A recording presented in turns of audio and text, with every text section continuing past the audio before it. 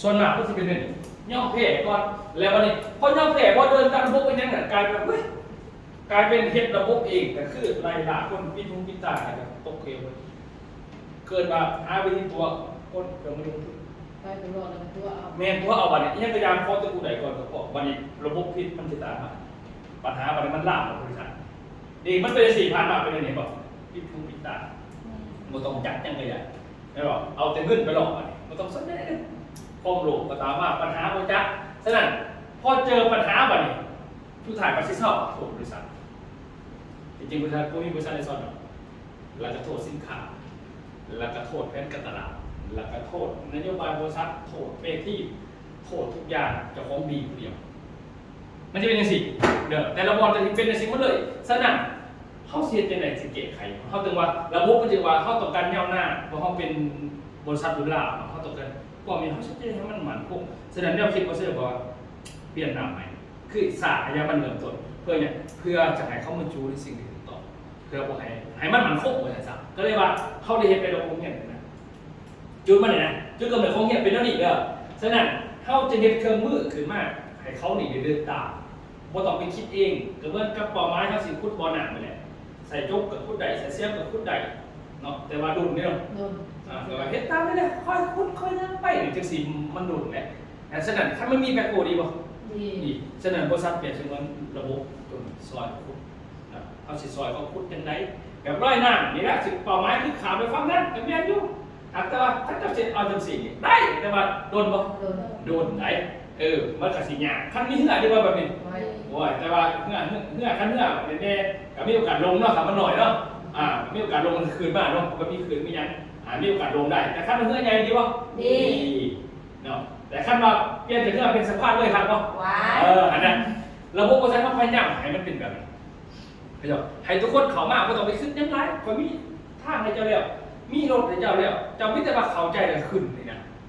เนี่ยมันจะเป็นระบบองค์เนี่ยความหมายก็เรียกว่าเฮ็ดเพื่อทุกคนให้เติบโตความหมายคือเขาแยกที่หนึ่งสถานแล้วเข้าจะกลายเป็นเจ้าของตัวนี้เจ้าของรางนี้เจ้าของรถไฟตัวนี้รถไฟเขาซื้อว่าเพชรเก็บจะเลือกสับถึงกว่าเขาเฮ็ดมันคงเลยเฮ็ดมันคงเท่านี้เริ่มมีหากันเนี่ยไปซึ่งคนอาพิการเชื่อสังกัดเป็นอาจารย์กับบริษัทเกี่ยวกับซอยเข้าในวิธีแต่พอเวลาลงเบียดกับแบงค์กันไปของไปของเราแล้ววันนี้หาเงินของไปของมันนะนี่แบบสนามเขามีเอาไงจะเข้ามีรถไฟแล้วก็มีรางในน้ำคนละวงเงียบนี่คือเอาแบบเข้าใจกันยังไงเขาจีเผากระยานะเขาจะบอกจากรางเนาะอันนี้ไม่กับออกจากรางเนาะคัดไม่หรือแรกออกจากรางตายเนาะตายคือเก่าเลยโมเมนต์ว่าสนามวันนี้รถไฟนี่คอร์สแต่ละคอร์สมันคือมีคอร์สเป็นวงกลมคอร์สแต่ละคอร์สคือปั๊มน้ำมันโคตรเวลาถอดเวลามาเจองูเป็นจะได้ซื้อเนาะเวลาถอดเดี๋ยวไปเที่ยวดีป่ะถ้าเดี๋ยวมันถอดปุ๊บไม่ถึงนี่นโยบายนี่การนี่เรื่องนี้มันไม่เดียวมันเป็นน้ำมันนี่เนาะมันเป็นน้ำมันเติมแม่กันแล้วถอดแล้วมาเจองูซะว่าเที่ยวนั่นเนี่ยแต่ว่าคัดจิตหาสูคือบริษัทอื่นคือตัวหามันไปไถ่มันก็ยากเพราะเขาเนี่ยระบบเขาจึงเห็นแต่มันเหมาะกับบาทเขามีงานมีมวลบางคนนี่คือแม่แซงเดือนเราเก่งเบียกแล้วเราเก่งของเพลงเถอะเรามาแล้วไม่บุญบาทเราก็วิจัยอะไรไม่ว่าล่ะส่วนอื่นเขาแบบขายเอาติดใจสิลงกันต่อนะแต่ว่าเรามีบทบาทเรายืนนี่นะเกิดว่าหาช่องได้2 นึงทีแบบให้เขาเหมาะสมมีเกิดว่าเป็นการเติมน้ำมันเราเข้ามาเราไปเติมน้ำมันแต่ก่อนเนี่ยเขาไปเฮ็ดเครื่องคายใหม่ๆนี่เขาจะบึ้งเกมตัวหนึ่งมันมีเกมตัวหนึ่งก็ใส่ให้เป็นนิดนึงเกมตัวนี้นี่นะเกมเกิดว่าเกมเอเลียนชูเตอร์เนี่ยมันมีเกมหนึ่งชื่อว่าเอเลียนชูเตอร์เป็นสายเบิ่งตัวนี้ไอ้เบิ่งหูก็ดีซื้อตะกี้เนาะเขาบอกเคยเห็นก็ขายคืออย่างแต่เขาเป็นคนแบบว่าเป็นคนเรียกว่าสลัดเลยนะคือว่าเป็นคนสลัดคิดสลัดเรียกว่าเปรียบเทียบขนาดนะครับว่ามันคือเห็นยากแต่ว่าแล้วก็ไปเรียนเกมตัวนี้แต่ว่าบ่แม่นใจอยู่ในเกมไหนใจว่าคิดเส้นธุรกิจนี่เอเลียนชูเตอร์นี่มันเป็นแบบนี้เสียอธิบายในเอเลียนชูเตอร์นะเอาไปพูดกันแสดงว่าเทียบธุรกิจไหนที่ไหนเนี่ยใช่นี่เอเลียนชูเตอร์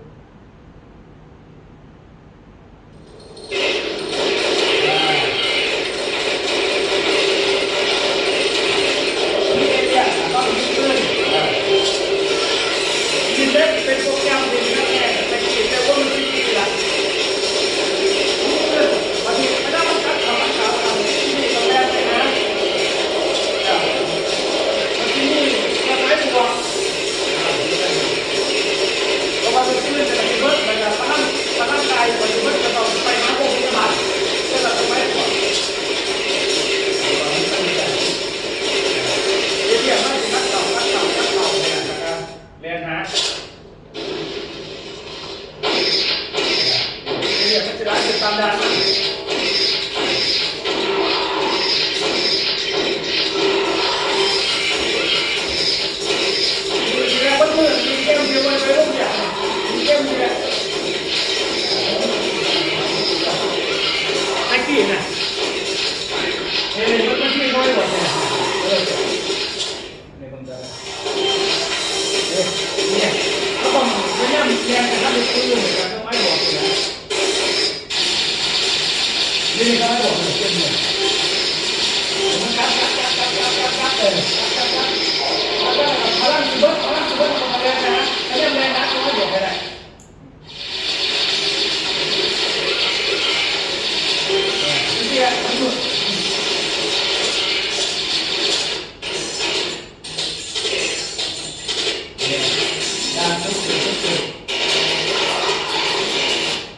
นี่มันจะมีขึ้นมาบอกมันเลยอ่ะนี่ดิเขาต้องแลนไปเพิ่มพลังตัวอย่างคือเขาดินไปเดี๋ยวเขาเจออีเลียนกัดแต่กับตัวอย่างคือพลังชีวิตเขานี่1,000%มันแบบเลยเป็นกัดเขาก็แลนไปครับทำไมผมก็เพิ่ม1,000%คือแค่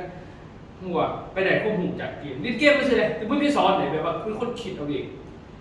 มันเป็นแบบธุรกิจเด็ดไปหาลูกค้ามาไปปุ๊บลูกค้ามันก็กัดเท่าเนี่ยบัดคนบอกพื้นบอกดูถูกเจ้าบัดนี้ไปยันว่าข้างนอกไปต่อเลยเขาเฉลิมก่อนไหนพอมันเข้าตาเขาต้องแลนหาเขาไม่บอกไปไหนคือไปหาคอร์สไปหามุมก็เลยแบบว่าไหนเขาต้องเอาคอร์สเป็นชีวิตไปจังหน่อยไม่มวนน้ำเขาไม่กินเบียร์แก้วหนึ่งมันช่างกันมันเงินก็เข้าเรียนเขาไปห้ามเขาไม่บอกเพิ่มฉุกแล้วอื่นไปไหมสิ่งเขาการอีกแล้วเขาขึ้นก่อนจะสินะมันต้องอาศัยแบบนี้ลุยเลยว่าตายเกมมันกันจะลุยเลยตายเลยไปต่อไปได้ทั้งเบื่อเมียนมันเป็นสันเลยเส้นนั้นเขาไปเจอแบบบางคนว่าฉันว่าเห็นเป็นพวกเห็นโมเมนมันโมเมนพวกเห็นที่ซื้อมันเป็นเครื่องไม้บวกอยู่ในเกมเนี่ยเจ้านะว่าจะเวลาจะเดินธุรกิจในเกมนี่อย่าออกอย่างล่างเด้อให้เจ้าเล่นไปแล้วเจอยังกระตามให้เจ้ากลับมาสู่ศูนย์ขึ้นเป็นอย่างเพราะว่าเจ้ามันสิซุบชีวิตเจ้าหันกลับคืนมาฉะนั้น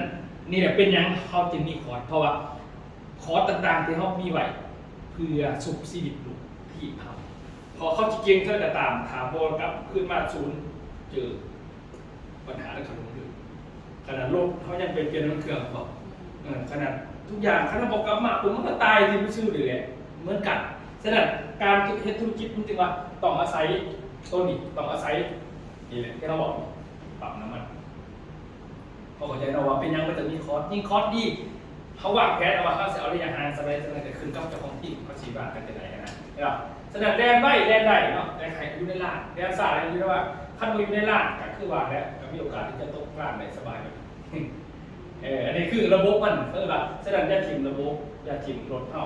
ก็เหมือนกับเปรียบเทียบหนึ่งระบบเปรียบเสมือนเข้าเสียคือว่ามันดัดกระป๋องนี่แหละฉะนั้นคือมันดัดกระป๋องนี่เห็นจากไซส์เห็นจากโครงงานเนาะโครงงานออกมาเหมือนกันแต่ว่าตอนทำวิทย์นี่ก่อนที่มาเข้าสู่โครงงานมันก็ต้องสื่อมันหนักอีกจากสวนตอนสื่อจากสวนเขาไปจัดกันน้ำดอกเขาไปจัดเก็บมา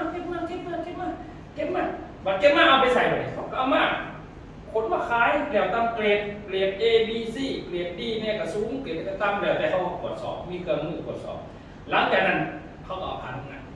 โครงงานคือระบบเป็นไงแบบเขาเอาคนมาเนี่ยมันต้องไปคิดว่าอุดิสมาลินมันพวกไหนมือมาไหนก็ไผมามักงานกันมันสิแสดงออกเองไผมามักเงินก็แสดงไผมามักมวลก็แสดงแต่ว่าเขาขายของไม่ได้บางคนเขาก็เอาตัวมวลเป็นตัวสู้ดีใจเขาอาทิตย์นี้ก็ได้มากอาทิตย์หน้ามากมวลต่อแต่เขากับบริจาคเขาระบบนะเขาจึงเฮ็ดไประบบนี่เฮ็ดไปแบบนั้นคือว่าคิดไว้เบิ่งเด็กว่าเป็นยังตรงนี้แบบนี้แล้วก็มีให้ตลอดไปเลยเข้าใจวิธีการสั่งเนี่ยคัดระบบมันคัดบอกคัดโรงงานมันจัดการให้หมดแล้วจังมาคัดออกอันใดดีอันใดบ่ดีอันใดบ่ดีก็ทีมอันใดดีแต่จังออกมาเป็นกระป๋องน้ำเอาจังขายแม่นบ่ฉะนั้นถ้ามีหน้าที่บ่ต้องไปคิดนำมานักมันมีหน้าที่คือเอาพอร์ตของมันแต่ว่าถ้าเราอยากที่มีศึกษาเข้าเนี่ยคือเป็นผู้เหลือเพื่อเราเป็นผู้ดูแลมุ่งหน้ามันก็เลยคุ้มได้ง่ายขึ้นเลยเขาจะค่อยขายอันนี้บอกกรณีขอซ้อมมาดิผู้นำจะเอาเขามาโฮเฮียนมาดิเมื่อกี้ตัวบางนัดเมื่อกี้เป็นเขาเอาคนมาเนาะบัดเมื่อมาแล้วมาดิเขาจะเขาโฮเฮียนอะไรเช่นคนเขาโฮเฮียนเพราะว่าจะเป็นในห้องกลมหรือแต่เขา เขาบริษัทบริษัทว่าบุคคลนั้นจะอยู่นำเขาตลอดแล้วบริษัทว่าทุกคนเรียนจบเดียวต้องได้เงินหลายด้วยว่าได้เก่งก็แม่เขาคิดว่าระบบนี่มันเป็นพวกสีเดี๋ยวเขามีหน้าที่เอาของมาแบบเขาจะเอามาตากแห้งหรือบัวแห้งหรืองามเขาบริจาคคืนเขาเอามาแบบคนนี่แหละเอาคนกับมาหลินจะซื้อมากบางคนมาสงสัยบางคนมาอย่างทำกับบริจาคบัดมากเขาคอดเขายังเหลวด้วยเขาเสียมันกับปั่นเข้ามาพวกสีมีหน้าที่ปั่นตามระบบปั่นS3ไปปั่นแล้วมันออกมาจะเป็นเกล็ดบ่เป็นข้าวสารบ่สิเป็นเขาบ่สิเป็นห้ำบ่สิเป็นแกบสิเป็นเรียวเตะที่มันออกมาพอออกมาแล้วปั๊บอย่าถูลงสีเพราะบางทีเขาถ้าเอาเขามามันบวแห้งนะแต่วันนี้เข้าเสียจะได้เนื้อมันออกมาแล้วขึ้นก็ข้อนี้ไปต่อยอดกับคนในที่ไหนถ้าตัวได้เป็นห้ำมันก็มีห้ำหยาบห้ำละเอียดเป็นแกบมาเลยถ้าเป็นแกบร้ายเข้าตัวเป็นถูกว่าเอาแกบตัวนี้ไปเฮ็ดต่อนี่แหละขั้นเดินแกบไปเฮ็ดแบบนี้ได้มันกับสังคมราคาแกบไปเฮ็ดแกบไปเฮ็ดทานก็ได้แล้วได้เท่านะฉะนั้นหลายๆขายพันมาที่มีอยู่ส่วนมากเขาจะโทษระบบบริษัทเอาเขามาผ้าเขาคดกับเนี่ยจะไปเฮ็ดยังคือความขาดร้างคือเอาเขามาเดี๋ยวบ่อยากให้เขาเอาเป็นถ้ำจะดีนะอยากให้เป็นเขาซานเป็นแบบเขาซานเดิมมากเป็นว่าเขาเปล่าแบบเป็นปีมุ่นเดิมแล้วกับเขาตากับบ่แหงฟ้าเอาเขามาหลุดเลยนะมันกับบ่ได้สุดท้ายมากเป็นโทษนี่แบบธุรกิจเท่ากันคิดเท่ากันเนาะระบบเนี่ยถ้าเอาคนเขามาสู่ระบบพอก็จะไม่ขึ้นยังหมักอะไรอย่างเงี้ยออกมาเนี่ยนะขั้นเมียนมันก็จะออกมาเป็นนี่แบบสเกลแบบเป็นยังก็จะมีสูตรเป็นยังไงเพราะว่าระบบออกมาเป็นนี่เจ้าชื่อเขามาเป็นยังไงพุ่งจังนั่นนี่เขามาโดนนี่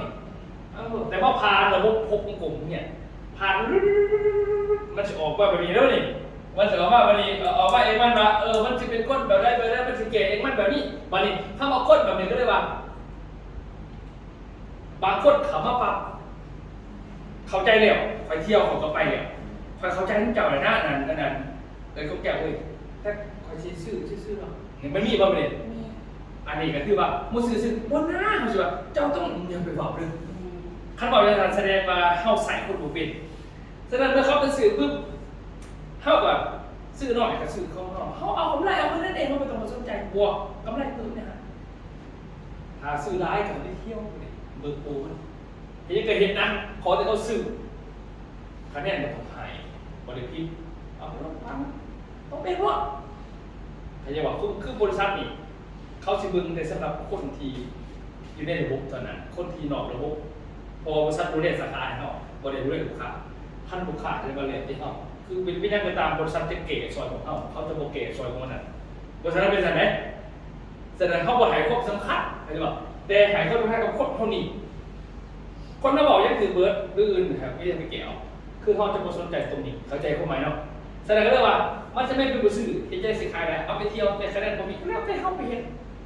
บริษัทเขาเป็นสายเรื่องผมก็เลยว่าสิไปพิษกับคนบริหารหย่อนที่หน้าอันนี้นะประจักษ์ภาษาเนี่ยเขาบอกเอาได้เลย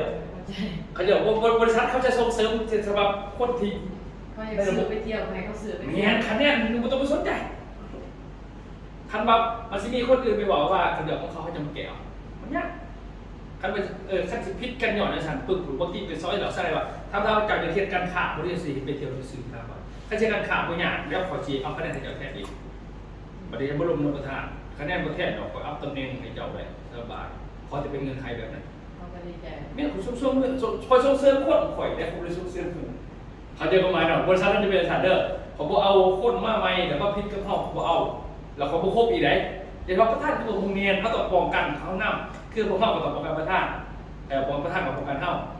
เวลาครับประธานเป็นประเด็นขนาดมันสำคัญเท่ากันขั้นตอนในการเข้าแก่ให้เวลาฉะนั้นมันต้องเวลาเข้าต้องประชุมใน3-4คนในห้องคนอื่นกับเดี๋ยวเตือนจัดการเดี๋ยวจะมาจัดการเขาจะเข้าไปว่าพอเวลาเกิดเรื่องขึ้นผมก็ฟังคนนั้นเดียวเขานี่คือวิธีเป็นยังไงจะแบ่งกันสิขั้นมันสำคัญเท่ากันคือเราทุกนี้กับเมียนหรือตัวเมียนมันบอกไม่ได้โอเคเนาะเราจะจุดอีกวันถ้าเขามาเพิ่มบางคนนะมาไปเที่ยวมาเดี๋ยวใครก็เป็นเราคอยนี่มันร้ายขนาดนั้นเลยพอนี่นะพอจะเป็นได้หนาก็คอยถ้าคอยลบก็จะจับจะสหายคอยกันได้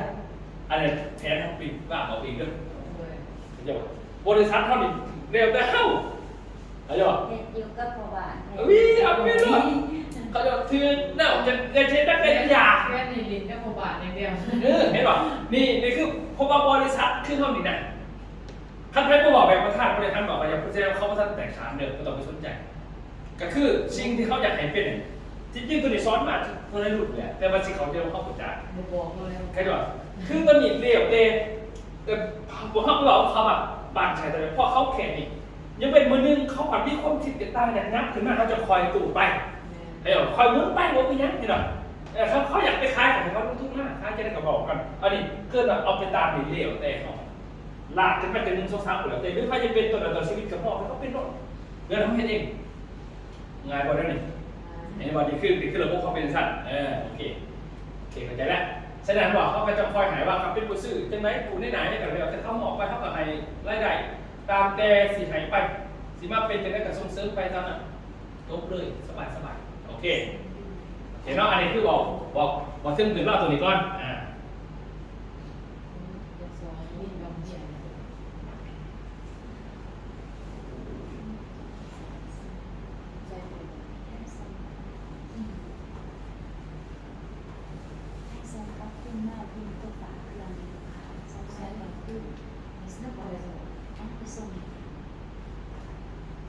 บอกว่าวิธีเป็นยังไง